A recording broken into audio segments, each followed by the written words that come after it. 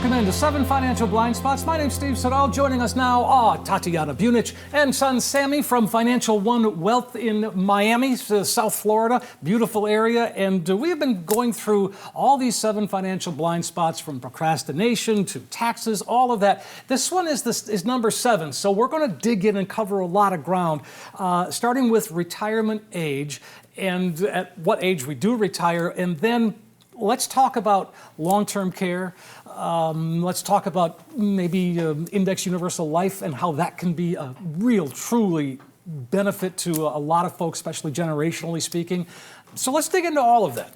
Yeah, so retirement age varies significantly. There are people who retire at 59. There are people who retire at 62. Yep.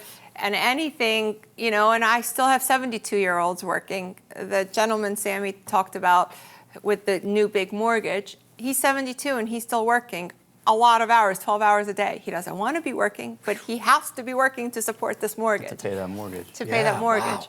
And then we have someone who's 79 that's still working. And it could be anything in between. Well, and again, from an age standpoint, and then suddenly we think we're going to keep working beyond, say, 65, but the vast majority find that they don't, and then we're looking at a long-term care situation, or, health happens and it dwindles and it goes away quickly. Yeah, health happens, life happens, and that's why we always try to get our clients to retire as soon as possible, unless, of course, they want to work and they have a passion and. But if they want to retire and the only reason they aren't is because of money, we try to figure out how to get them retired. Sure. So we want to retire them as early as possible. And it's because of what you said. In addition to not knowing what the market's going to do on any given day, we don't know what our health is going to do on any given day. And we don't know when our last day is, right? Those are the things we don't know, right? And so we want to get you to retire as early as possible. Mm-hmm. And we want to protect against unforeseen health things. Long-term care is a big thing. And there were traditional policies where you would pay $5,000 to $7,000 a year. And they're what I call lose it or use it. So if you were fortunate enough to never need it, right, you lost all those years of premium. If you paid for 10 years, that's $50,000. If you paid for 20 years, it's $100,000. Today we have better policies. They're hybrid policies. You could put $100,000 here into it. And the great news is if you're fortunate enough to not need it, your beneficiaries will get that $100,000 back.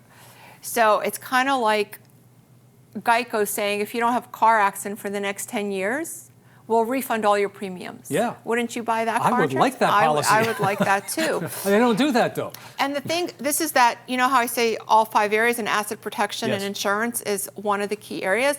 It's because of this. So long-term care, I don't like insurance, I don't want it. Okay, you don't like insurance, fine. But it's like saying, I'd rather spend, $500,000 on long-term care than $100,000 on long-term care. Why would anyone say that? It's just not good planning. So insurance buys leverage, right? Mm-hmm. And when you put $100,000 there, if you're 62 years old, day one, you have approximately $400,000 of long-term care. And it grows at 3% compound inflation. And by age 85, you have almost $800,000 of long-term care. So $100,000 is covering, and let's say 85 is a common age to potentially need long-term care. Mm-hmm. So now that $100,000 that you put in is going to pay out $800,000. So what does that mean? Even if you have assets, now that's $800,000 more that you can leave to your beneficiaries because you didn't have to pay it out of pocket, right? Yeah. I have a client who's a plastic surgeon in New York City, well over a $20 million net worth.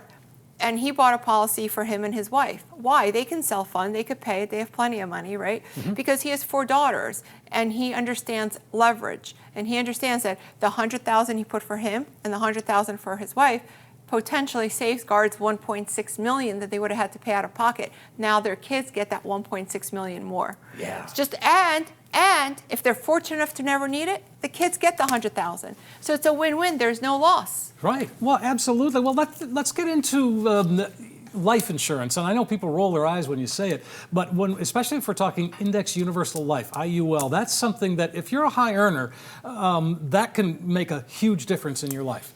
It can. It's because life insurance benefit to your beneficiaries is tax-free.